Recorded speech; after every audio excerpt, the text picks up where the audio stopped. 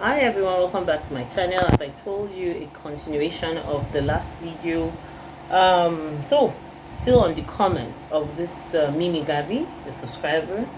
Now there's a part where, to start with, that base cream, because that's where all of this comment generated from. It is called a base cream, and that was why after that video I made two other follow-up videos giving more details on the base cream. Now that base cream you saw, it's not the final product per se. It is a final product, but it is not the product that is going to be used straight away. Like you see that base cream, I use it for a whole lot of other products, and one of such products is a body cream itself.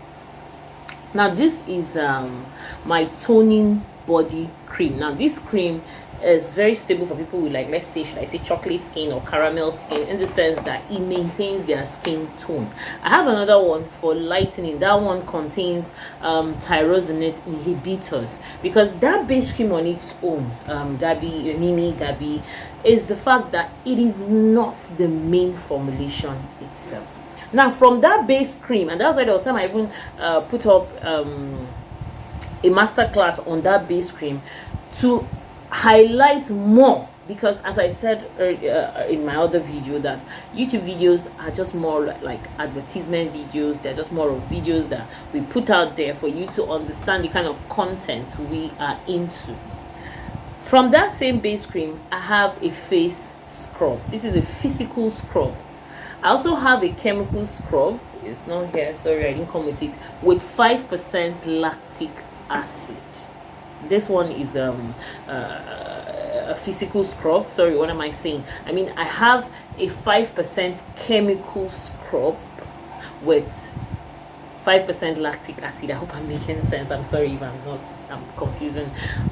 My words are confusing here. Meaning that from that same base cream, I made chemical exfoliants and physical exfoliants.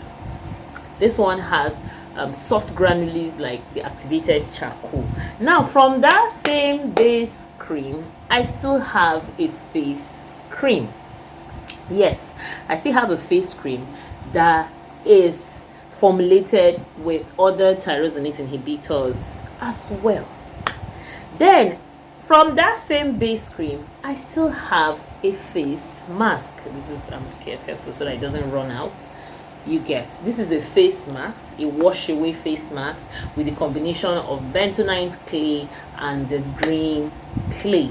So when you spoke about adding extracts and all that, essential oils, yeah, I think I have a little bit of essential oils here. That is the tea tree essential oil and the lavender essential oil. I added them just as little as 0.5% in this finished product, because as a formulator, you yourself, is the fact that we make certain products in order to incorporate them into other products.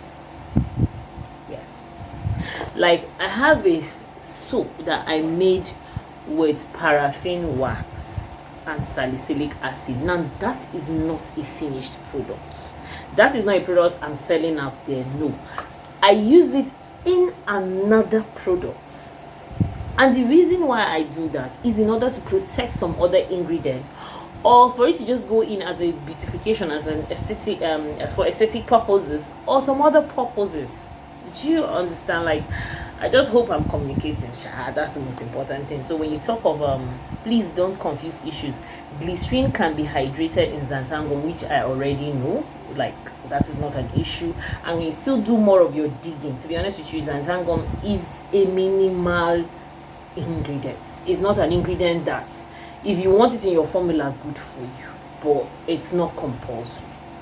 As I said on my other video, I formulate lotions with xanthangon if necessary, but otherwise there are other thickeners that would bind your product together. So coming down, you said go back to the basics, and that was what I am talking about here. We all don't have to formulate in the same manner. We all don't have to formulate with the same technique. You have a formula that does not have a certain product or a certain ingredient doesn't mean it doesn't work fine. I've seen formulas that contain extra humectants like sodium lactate, propylene glycol, panthenol, and I see other products that contain maybe just glycerin as a humectant of choice.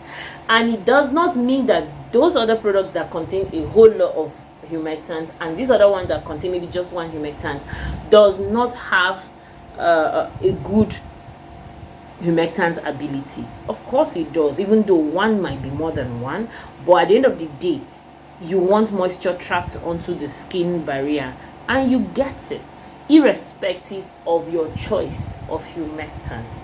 I don't know if I'm communicating here properly. What I'm literally trying to say is that even the wash away face masks here, some people might not necessarily use the green clay and the bentonite clay. Some might stick to just one type of clay, while some might stick to even more than two. I decided to work with two. Some might even stick to more than two, some just one, some three, because there are a lot of clays, and most likely they all fall under the same property of detoxifying, helping to detoxify, and it also has like that's by the way. So Mimi Gabi, I hope I have done well to answer as much. In my other video, I link my WhatsApp number in the description area. If you still want to talk to me one-on-one, it's fine, because for me, I feel I owe it to my subscribers to explain further. But meanwhile, I will still drop the link of those 2 follow-up videos on your comments in order for you to watch them and understand better. You get? And at the end of the day, choices. We have billions of ingredients out there in the market, and we have choices. We can't use all of them, and that's why I always tell people, study your ingredients. The fact that you prefer calendula extract doesn't mean I have to use calendula extract. Adiphyllene doesn't mean I have to use adiphyllene. We have different types of preservatives. Doesn't mean that I have to work with your own kind of preservative. Like in my other video in my description area, I dropped the link of my video on preservative. I work with phenolxyethanol more, and phenolxyethanol has a high tolerance for heat. Phenolxyethanol is still active even under a temperature of 85 degrees Celsius. Yes, it has a wide range of activity, acidity, and alkaline. It can work as well in a pH of 3 and a pH of 10. That's how wide it can get.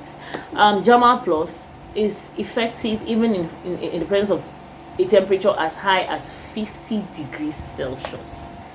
And like I said, the boiling point of water is 100 degrees Celsius. So if 50 degrees Celsius is like half, you should expect steam. And as I told you earlier in my other video, is the fact that I'm based in Africa, and sometimes the weather can get really, really hot to a point that something as low as 35 degrees or even 40 degrees Celsius can still have a steam-like property.